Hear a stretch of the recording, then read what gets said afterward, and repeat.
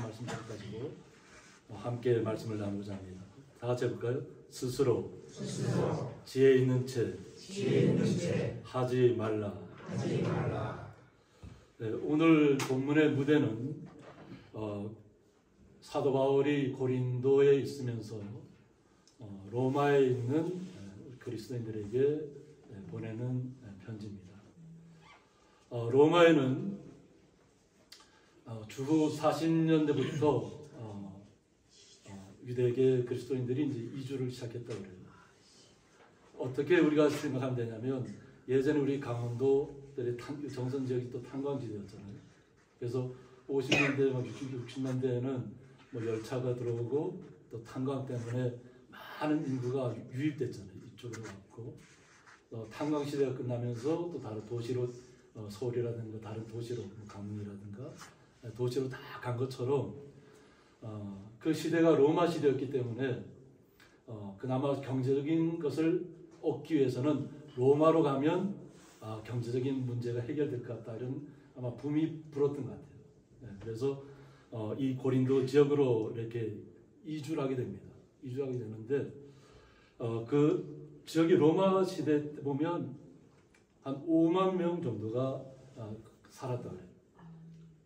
로마 지역에 5만 명 정도 살았는데 여기에 유대계 그리스도인들이 가 있다 보니까 또 그리스도인하고 유대교인하고 분쟁이 발생했다 그래요.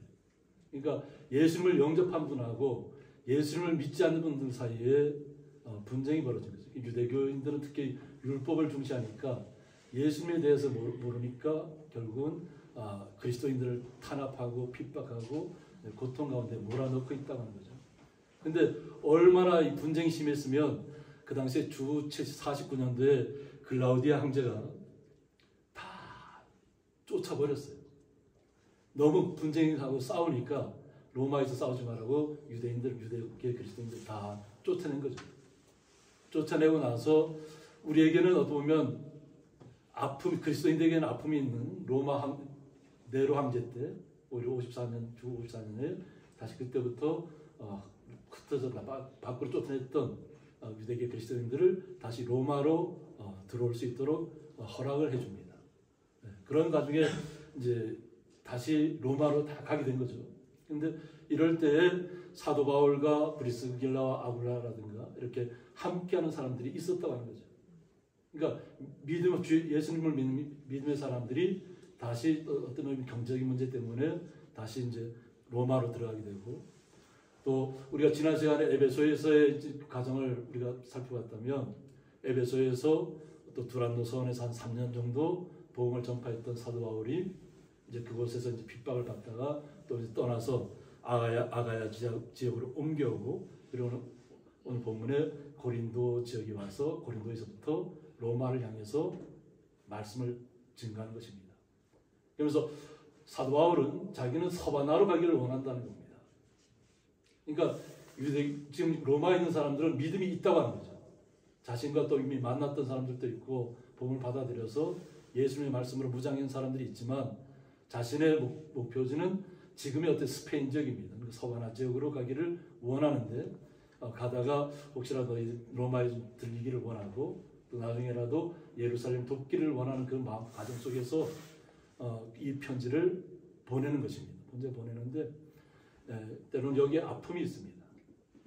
슬픔이 있고, 뭐냐면 원주민이 아니잖아요. 그죠? 로마 시민이 아닌 사람들이 거기서 복음 때문에 또 오직 예수님만 믿고 의지하고 떠나가 있지만, 때로는 그곳에서부터 핍박을 받게 된다고 하는 거죠. 근데 그런 핍박 받을 때 그러면 그리스도인은 어떤 모습으로 이 과정을 이겨내야만 하냐 하는 겁니다. 이 꽃은 너무나도 잘 아시죠? 네, 동강 할미꽃입니다. 할미꽃인데 다가오는 금요일부터 주일까지 아마 정선군에서 동강 할미꽃 축제를 연다고 합니다. 여는데 이 동강 할미꽃의 꽃말이 뭐냐면 슬픔, 또 추억이라는 뜻을 갖고 있습니다. 저는 이렇게 또 할미꽃만 보면 너무 청초해요. 이렇게 좀 어떻게 보시나요? 너무 청초하고 순수하고 또 때로는 이렇게 활짝 핀 모습을 보면 또 굉장히 아름다워. 자태가 꽃의 자태가 굉장히 아름답습니다. 그런데 왜 할미꽃이라 불렀을까요? 꽃이 다 진 다음에 나중에 봤더니까 하얀 머리를 딴 것처럼 되어 있다. 그래서 할미꽃이라는 얘기가 붙었어요. 그러니까 이렇게 청초하게 피어 있을 때는 주로 어디에 피어 있어요? 돌 틈에 피어 있잖아요. 암벽 속에서 피어내는 거지. 가장 어떻게 보면 일찍 이곳에서 이 지역에서는 꽃을 피워낸다고 볼 수 있죠. 저희들은 다른 지역에 비해서 한 달 정도 더 추위가 더 오래 가니까 그 추위 속에서 뚫고 나오는 것입니다. 이것이 한국에만 있는 곳이에요. 한국입니다. 그리고 특히 동강 지역에 있는데 그러면 이 슬픔을 뚫어내고 어떤 자신의 어떤 추억을 뚫어내고 꽃을 피우는 것이잖아요. 우리 그리스도인들은 어떤 모습으로 이 땅에서 살아가야 될까요? 아무리 모진 박해가 오고 눈이 오고 비바람이 불어쳐도 꽃을 피울 때가 오면 만개 피워야 된다. 나중에 꽃이 다 지고 할미꽃 모양으로 할머니 모양 머리처럼 싹 변한다 할지라도 우리가 꽃을 피울 때는 정말 순수한 마음에, 그리고 제가 항상 강조하는 것이 하나님의 나라는 우리를 나의 순으로 보지 않았어요. 우리는 주님의 말씀을 더욱더 받아들이면 받을수록 우리의 속사람은 어떻게 된다고요? 날로 새로워진다는 거예요. 하나님께서 우리를 숫자로 부르신 것 아니라 믿으면 믿을수록 날로 새로워지는 은혜를 우리에게 허락하신 줄 믿습니다. 이 은혜를 오늘 말씀을 통해서 어떻게 우리가 풀어가면 좋을까 하는 것을 통해서 말씀을 통해서 한번 같이 알아가 보도록 하겠습니다. 너희를 박해하는 자를 축복하라고 했습니다. 박해하는 자를 축복하라. 아무 이유 없이 나는 내가 잘못한 것이 없어도 불구하고 나를 박해하는 경우가 있다는 거죠. 그런데 오히려 그 박해하는 자를 축복하라고 합니다. 그러니까 사도 바울이 예수님으로부터 이 말씀을 들었다고 하는 거죠. 어떻게 보면 사도 바울도 박해를 하던 자였잖아요. 그죠?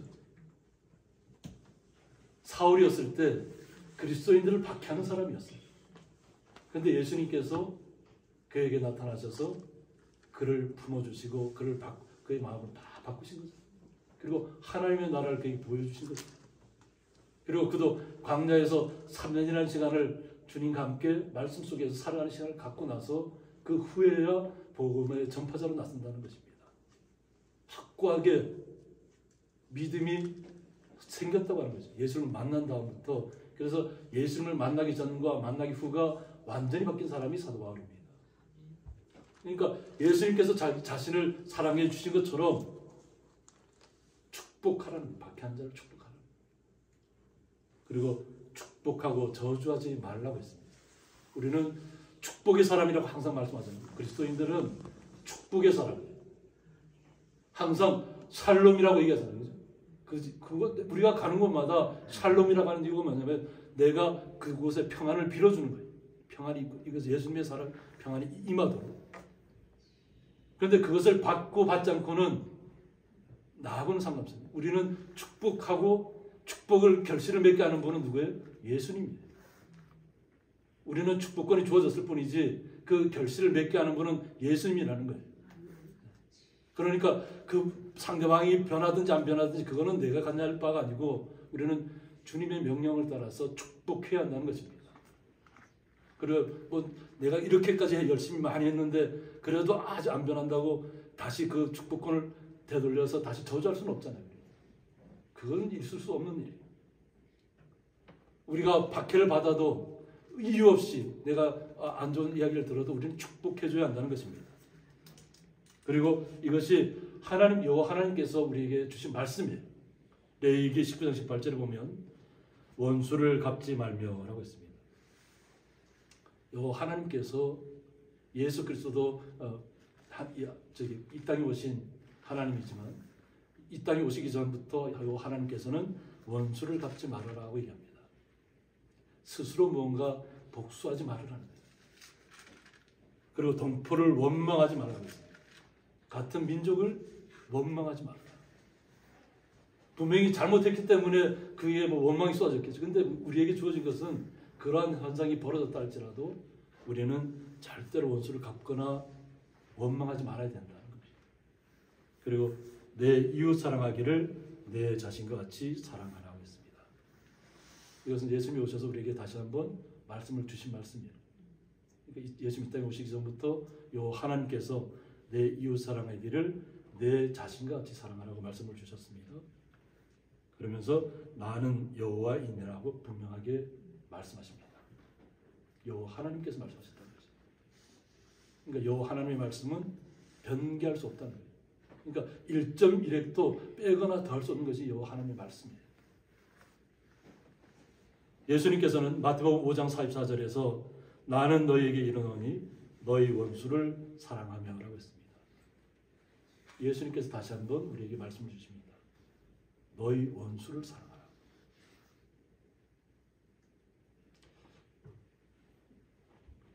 이해되시나요? 원수를 사랑하라는 얘기가? 우리의 생각으로는 이해 안 될 수 있어요. 그런데 예수님의 말씀이에요. 이것이 우리를 살리는 방법이라.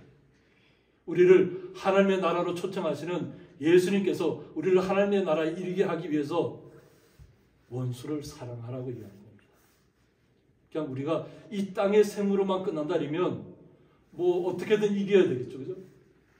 근데 우리가 이 땅의 생으로 끝나는 것이 아니기 때문에 이 땅에서는 때로는 원수조차도 우리는 예수님의 말씀대로 사랑해야 한다는 것입니다.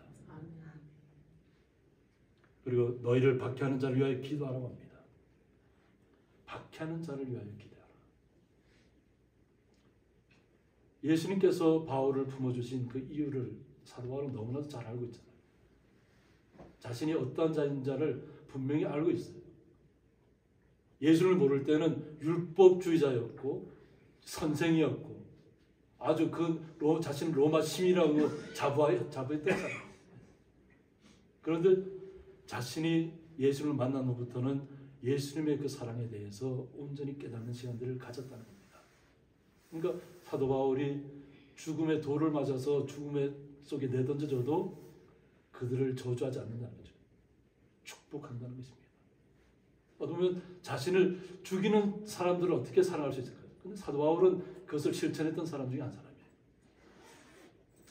죽음 속에 내버려둬도 예수님의 사랑을 덧입어서 예수님의 이름으로 이 모든 길을 걸어가고 있다고 하는 것입니다. 이것은 예수님께서 우리에게 알려주시는 거예요. 이같이 한즉 하늘에 계신 너희 아버지의 아들이 되리니 라고 했습니다. 원수를 사랑하고 내 이웃을 나 자신 사랑해야만 하나님의 아들이 된다는 겁니다. 그러니까 하나님의 나라에 이룰 수 있는 자격이 이 땅에 살면서 이런 모습을 나타내야만 하나님의 자녀의 권세를 온전하게 누릴 수 있다고 하는 것입니다.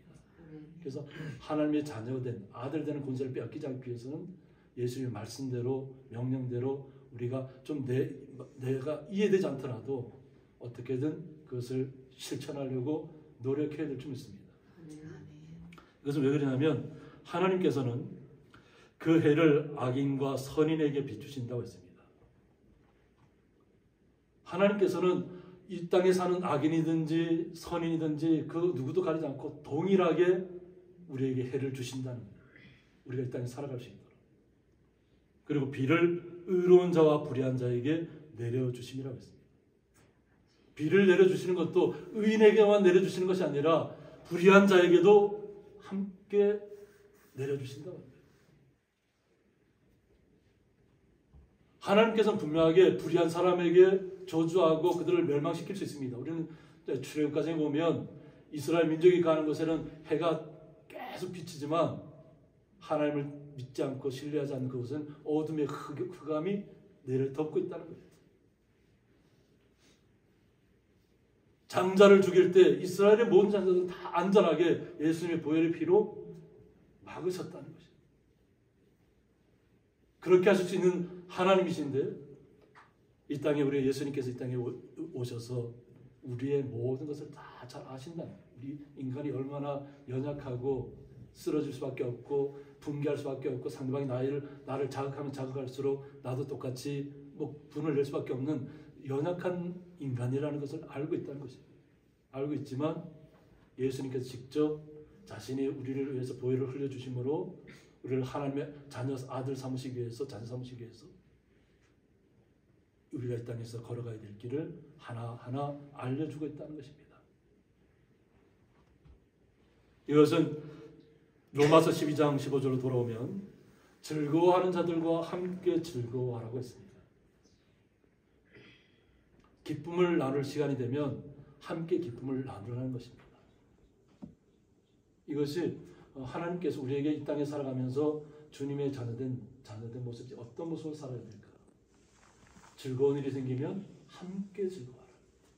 그냥 나 혼자만 즐거워하고 다른 사람을 뭐 배척하고 미워하고 이런 것이 아니라 함께 즐거워하라는 겁니다. 그리고 우는 자들과 함께 울라고 했습니다. 슬픔을 당한 자가 있으면 그곳에 가서 함께 울어주라고 하는 겁니다. 마음을 함께 하라는, 마음을 나눠주라. 나는 평안하니까 나만 하나님의 축복을 받는 것 같은 그런 마음이 아니라 정말 아픔을 당하고 있고 고통 속에서 몸부림치는 사람이 있다면 그것을 그 가까이 가서 함께 위로자가 되라는 겁니다. 그리고 함께 울어주라는 거예요. 이것이 예수님께서 사도 바울에게 이야기하신 것입니다. 그리고 사도 바울은 이 말씀을 온전히 깨달아서 분쟁 가운데 있는 로마에 있는 계속 어떤 그리스도인을 그리스도를 믿기 위해서 어떤 분쟁하는 것이고 또 유대교인들은 하나님의 율법을 따라서 섬긴다고 하면서 서로 분쟁하는 것인데 그것조차도 우리 그리스도인들은 그들의 마음을 이해해줘야 한다는 거죠. 아직 깨닫지 못했기 때문에 그런 분쟁 가운데 오고 있지만 그리스도인이 먼저 용서하고 사랑해야 한다는 겁니다. 내가 하나님의 자녀로 부름받았다는 것을 깨닫는 순간 내가 먼저 손을 내밀어야 한다는 거죠. 내가 잘못하지 않았음에도 불구하고 내가 먼저 손을 내밀어서 그 주님의 사랑을 나타내라고 하는 것입니다. 그러면서 우리는 이 땅에 살아가면서 하나님의 자녀로 살아간다는 것이 천국 백성이잖아요. 하나님의 나라를 우리는 이 땅에서 누리면서 살아가는 것인데 이 땅에 살아가면서 어떤 모습으로 살아가는 것이 정말 진정한 주님의 자녀된 모습일까 하는 것입니다. 서로 마음을 같이 하라고 합니다. 마음을 같이 하라. 하나가 되라는 얘기입니다. 그리고 높은 데 마음을 두지 말라고 했습니다.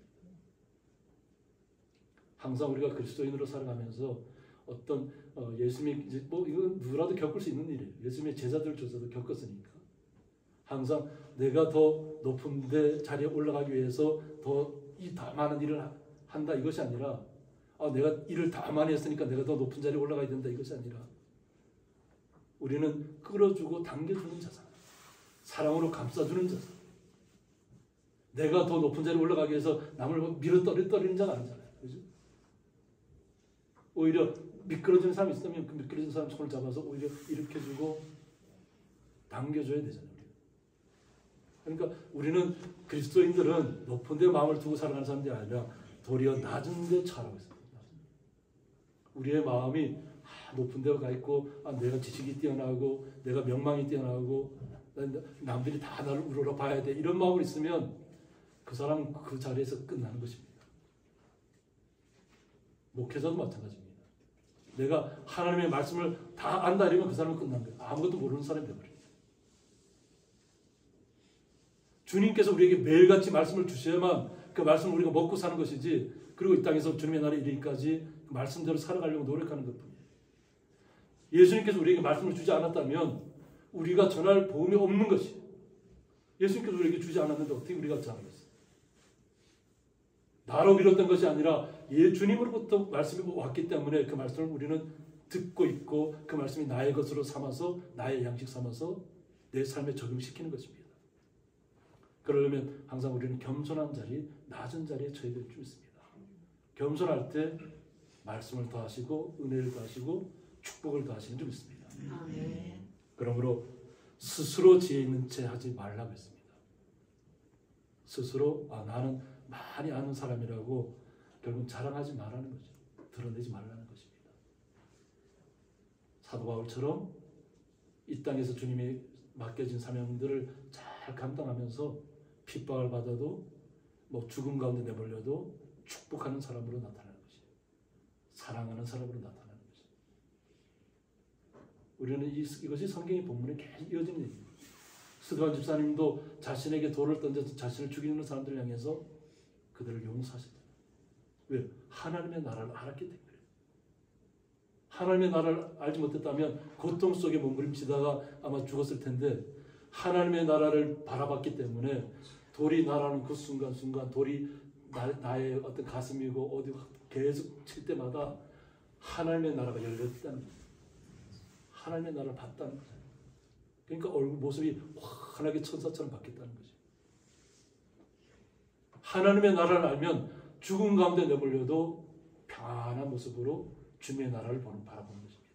그리고 그들은 아직 깨닫지 못했기 때문에 자신에게 돌을 던지고 있다는 것을 그렇게 용서해달라고 간구하는 것입니다. 그러므로 우리는 스스로 높은 데 마음을 두지도 말아야 되고, 내가 뭔가 많이 아는 것처럼 다른 사람보다 더 뛰어난 것처럼 하는 것이 아니라 항상 주님 때문에 오늘도 행복하게 살아갑니다 하고 말씀하십니다. 주님 때문에 오늘도 제가 살아갈 수 있습니다. 주님 때문에 제가 오늘 상대방을 축복할 수 있습니다. 나를 박해한 자를 위해 기도할 수 있습니다. 이것이 우리의 모습으로 나타나야 될 줄 믿습니다. 그래서 아무에게도 악을 악으로 갚지 말라고 했습니다. 아무에게도 악을 악으로 갚지 말라고. 이것이 예수님께서 사도 바울에게 주었던 말씀이고, 사도 바울이 주님께서 부르실 그날까지 이 말씀을 가지고 간다는 것입니다. 아직까지 깨닫지 못하는 자에게 아무에게도 악으로 악을 갚지 말아라. 그리고 모든 사람 앞에서 선한 일을 도모하라고 했습니다. 모든 사람 앞에서. 나에게 잘해주는 사람한테만 하는 것은 아무 의미가 없다는 것입니다. 모든 사람 앞에서 선한 일을 도모하라는 것입니다. 이것이 우리를 향한 하나님의 말씀인데, 사도 바울도 마찬가지고 우리도 마찬가지고 우리는 육신을 가지고 있습니다. 우리의 지식으로 이해되지 않을 수도 있습니다.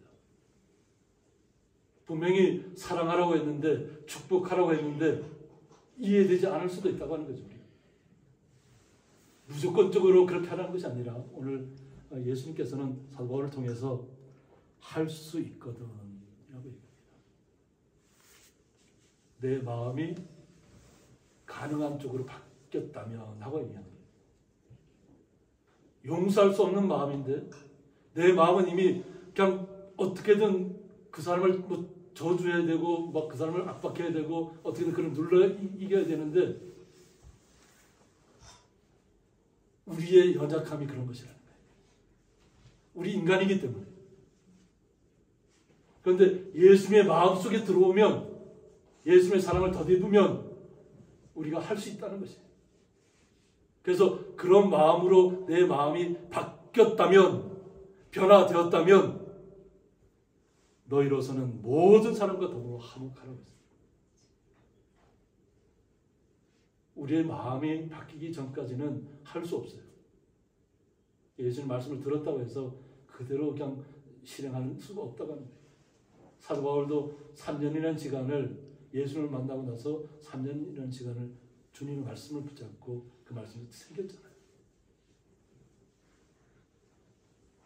그러므로 내 마음이 주님의 사랑에 대해서 알게 되었을 때,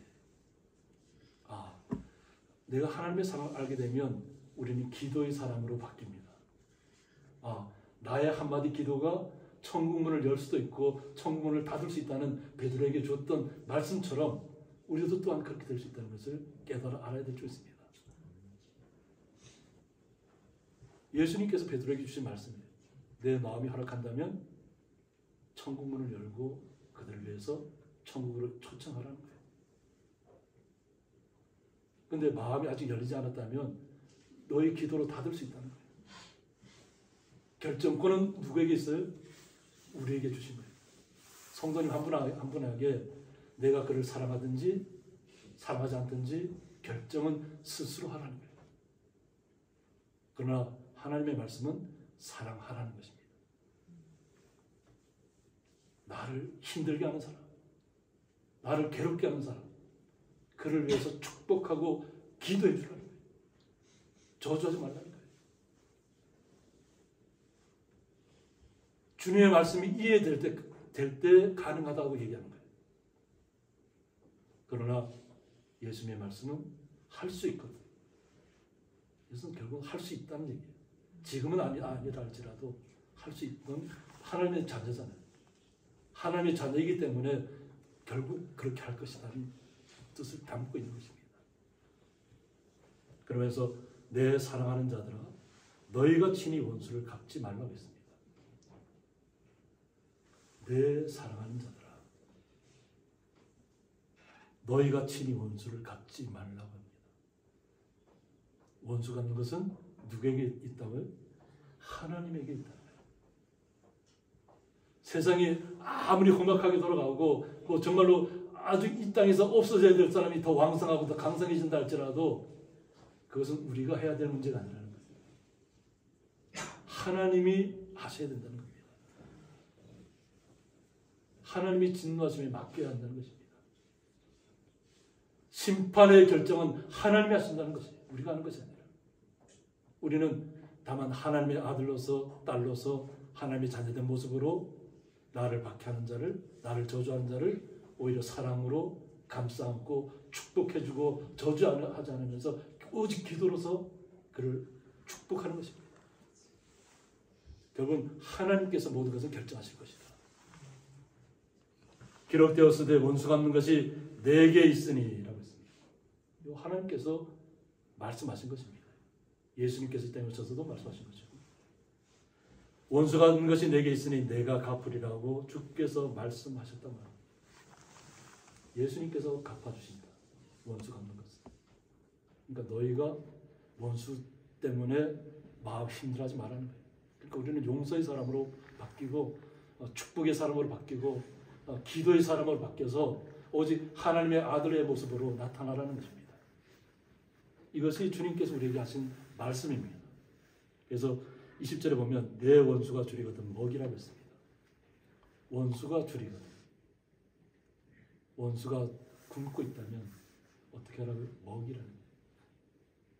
이것은 우리의 육신의 모습도 되지만 영적인 모습도 해당합니다. 하나님의 말씀이 없어서 정말로 가라고 있다면 그에게 말씀을 주는 것밖에 없습니다. 그리고 목마르거든 마시게 하라고 했습니다. 생명수 대신 예수님의 말씀을 우리는 그대로 실천하는 것 길밖에 없습니다. 우리는 하나님께서 우리를 이렇게 부르셨다. 이런 모습으로.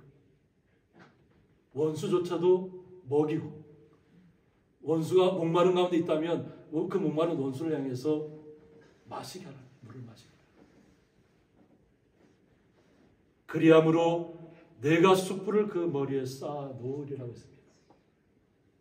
상대방이 아무리 악하게 다가와도 내가 예수님의 이름으로 예수 그리스도의 사랑으로 예수의 은혜를 덧입어서 축복하고 사랑하고 기도해 준다면 이것이 숯불을 그의 머리에 쌓아 놓는 것이라는 거예요. 숯불을 우리의 머리에 쌓아 놓는다면 어떻게 될까요? 우리가 요즘은 뭐 하루가 없지만 예전에 보면 하루가 있잖아요. 하루가 있으면 은은하게 불이 있어도 그 하루가에 손을 가까이 가지는 못해요. 멀찌감치 있어야 돼요. 하루가 불꽃이 뭐 크게 없다 그래서 우리가 하루를 갖다 우리가 손을 갖다 대는 순간 우리는 그냥 우리의 모든 것이 화상을 입고 말 겁니다. 그런데 우리가 하나님의 말씀대로 축복하고 사랑하고 기도해 줬더니 그것이 그가 말씀을 우리는 주님의 말씀대로 실천하는 것이고 그것을 받아들이는 사람은 받아들이는지 받아들이지 않는지는 그 사람의 목이라는 거예요. 그 사람이 그것을 내 선한 의도를 받아들이지 않으면 계속 머리에다가 숯불을 이고 있는 것하고 똑같다는 얘기예요. 숯불을 머리에 이고 있으면 어떻게 될까요? 고통 속에 몸부림칠 수밖에 없다. 하나님이 하신다. 원수 갚는 것도 내가 할 것이고 하나님의 아들 된 자녀들은 말씀대로 사랑하고 축복하고 기도해 주라는 거예요. 결코 악에게 지지 말라고 했어요. 악에게 지지 말라. 나한테 힘들게 하고 나를 어렵게 하고 고통스럽게 하는 사람한테 그냥 똑같은 방법으로 하지 말라는 거예요. 똑같은 방법으로 한다는 것은 결국 악한 데 진다고 하는 거예요. 나도 동일한 사람이 되었다는 얘기예요. 악한 자가 되었다는 얘기예요. 그러니까 아무리 상대방이 나에게 힘들게 하고 나를 저주하고 나를 고통 속에 몰아넣는다 할지라도 우리는 주님의 자녀라는 것을 잊지 마셔야 될 줄 믿습니다. 이것이 악에게 지지 않는 방법입니다. 그리고 선으로 악을 이기라고 했습니다. 악을 이기는 것은 선밖에 없다. 악을 악으로 이길 수 없습니다. 오직 주님의 선으로 우리는 이겨내야 되고, 예수님께서 우리에게 하신 말씀이 마태복음 5장 46절에서 너희가 너희를 사랑하는 자를 사랑하면 무슨 상이 있으려라고 했습니다. 나를 사랑해 주는 사람만 내가 사랑해 주면 그건 상이 없다는 거죠. 나를 사랑하는 사람은 나도 당연히 사랑할 수 있다는 거죠. 근데 사랑할 수 없는 사람조차도 내가 사랑해야만 한다는 거예요. 그것이 진정한 주님께서 주시는 상이 있다는 거예요. 그러니까 세리도 이와 같이 아니하느냐. 그 당시에 이스라엘 사람에게서 어떤 착취하는 사람이죠. 그 세금을 거두어서 로마 사람한테 바치는 사람이죠. 세리가. 그러니까 어떤 이스라엘 사람에게는 이스라엘 사람들의 것을 빼앗아가는 착취자예요. 그런데 세리도 이같이 한다는 거예요. 세리도 자기를 사랑해 준 사람에게는 사랑할 수 있다는 거예요. 그런데 우리는 그 차원을 뛰어넘어야 한다는 것입니다. 차원을 뛰어넘어야. 마태복음 5장 47절에서 또 너희가 너희 형제에게만 불안하면 남보다 더하는 것이 무엇이냐 하고 묻고 있습니다. 형제에게만 불안하면, 그러니까 허물 없는 그냥 형제에게만 불안하면 무슨 소용이 있느냐.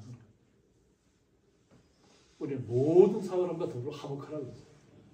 나에게 가까운 사람만 화목하는 것이 아니라 우리의 모든 주변에 있는 모든 사람과 더불어 화목해야 될 줄 있습니다. 우리는 예수님의 말씀대로 이 땅에서 주님의 은혜를 덧입고 살아가는 주의 거룩한 하나님의 자녀입니다. 우리가 하나님의 그 부르심이 없었으면 우리는 이 자리에 서 있을 수 없습니다. 이 자리에 앉아 있을 수 없습니다. 주님이 우리를 불러주셨기 때문에 이 자리에 와 있는 것이고, 그 주님의 사랑을 날마다 덧입는 것입니다. 우리는 주님의 사랑을 온전히 깨달아야 될 줄 있습니다. 이것은 뭐냐면 이방인들도 이같이 아니하냐, 이건 믿지 않는 사람들도 자기를 사랑해 주는 사람은 사랑한다는 것입니다. 그러므로 하늘에 계신 너희 아버지의 온전하신 것 같이 하나님께서 거룩하시잖아요. 근데 그 거룩하신 하나님이 우리를 하나님의 아들로 불러주셨잖아요. 하나님의 자녀로. 하나님은 완전하시다는 거예요. 그 온전하신 하나님께서 우리를 어떻게 부르셨냐면 너희도 온전하라. 거룩한 하나님의 자녀가 되는 것은 하나님과 같은 마음으로 이 땅에서 살아가는 것입니다. 그것을 전하기 위해서 예수님께서 이 땅에 오셔서 자신의 모든 고통을 겪으면서도 우리를 위해서 보혈의 피를 흘려주신 것입니다. 우리를 피 흘리기까지 사랑해 주신 것입니다. 그리고 죽음 이후의 세계를 우리에게 보여주셨다는 겁니다. 우리는 여호와 하나님께서 우리에게 말씀하신 것처럼 예수님께서 육신의 몸을 덧입어서 이 땅에 오셔서 우리에게 말씀을 전해주신 것처럼 그 말씀이 우리에게 생명이 되어야 되고 우리의 사랑으로, 주님의 사랑으로 덧입혀져야 될 줄 있습니다. 내가 깨달아진다면 내가 사랑을 실천할 수 있을 것입니다. 내가 축복의 사랑으로 날마다 나타날 수 있을 것입니다. 날마다 나를 박해하는 자를 기도해 줄 수 있는 사람으로 바뀔 것입니다. 이것이 주님께서 원하시는 삶인 줄 믿습니다. 우리가 이 땅에 살아가면서 내가 나만 똑똑하고 나만 하나님의 자녀 될 모습으로 살아가는 것이 아니라 우리가 말씀을 더욱 알면 알수록 벼가 익으면 어떻게 한다? 고개를 숙인다. 우리도 주님의 말씀처럼 날마다 주님 앞에 겸손히 낮아져서 사도 바울처럼 로마에 있는 분쟁 가운데 있는 그리스도인들에게 하나님의 사랑을 나타내신 것처럼 우리도 주님의 모습을 그대로 닮아서 이 땅에서 주님의 사랑을 나타내고 축복의 사랑으로 나타나셔서 정말 참된 기도자의 모습으로 나타나는 길을 주님의 이름으로 축복합니다. 함께 하겠습니다. 스스로 지혜 있는 채 하지 말라는 말씀을 통해서 예수님의 사랑이 어떻게 사도 바울에게 도달했고 사도 바울이 어떻게 주님의 말씀을 깨달아서 그리스도인들에게 복음을 전파했는지 이 시간 말씀을 통해서 다시 한번 우리의 마음속에 새깁니다. 이 땅에서 우리가 어떤 어려움 가운데 있다 할지라도 어떤 한난 가운데 있다 할지라도 어떤 죽음 가운데 내몰린다 할지라도 오직 주님의 사랑 안에서 기뻐하며 즐거워하며 주님이 주시는 그 사랑과 은혜로 날마다 주님과 동행하는 귀한 자리에 서 있게 하여 주옵소서. 그 놀라우신 주님의 사랑에 감사하며 예수님의 이름으로 기도드리옵나이다.